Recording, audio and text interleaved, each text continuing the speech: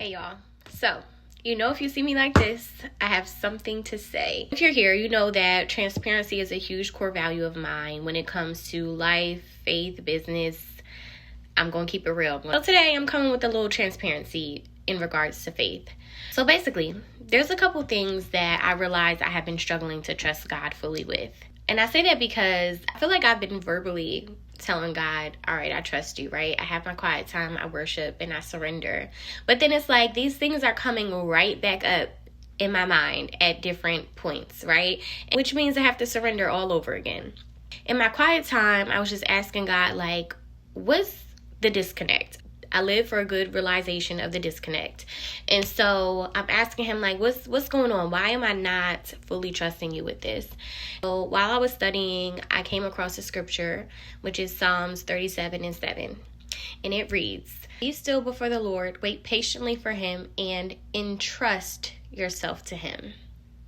When I read that, the word entrust really stuck out to me because I'm like, okay, trust.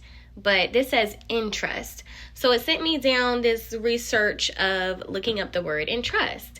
And I found that there's a subtle difference between trust and entrust. So let's break it down. Trust means that you have confidence in someone's ability or their character. It means you trust their integrity, you trust their reliability. That's what it means to trust someone. But when we talk about entrust is more of an action word, and it requires you to do something. It means to give someone else the responsibility of handling something.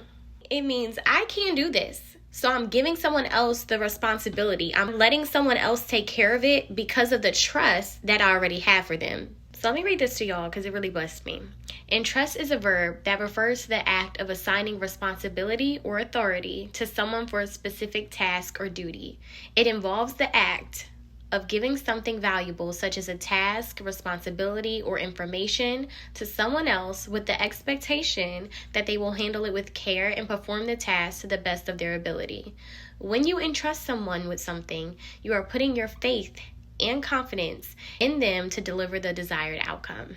That thing blessed me because I realized that was the disconnect. I have this so-called trust that I think I'm giving to God, but I haven't entrusted these things to him. I haven't fully given it over to his care. I think this is why it's really important to have intimate relationship with God and constantly and consistently spending time with him, because when you do that, you know him.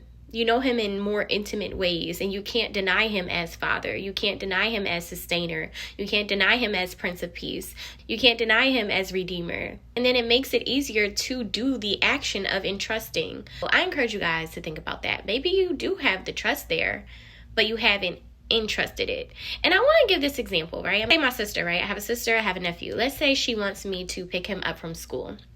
She says, pick him up at 3:00.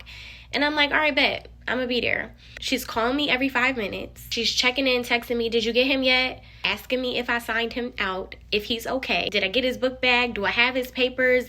Clearly, she trusts me enough to give me the job of picking him up. And she knows I'm going to pick him up, right? But she hasn't entrusted me with it.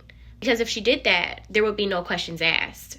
Because she has put the responsibility of picking my nephew up in my care.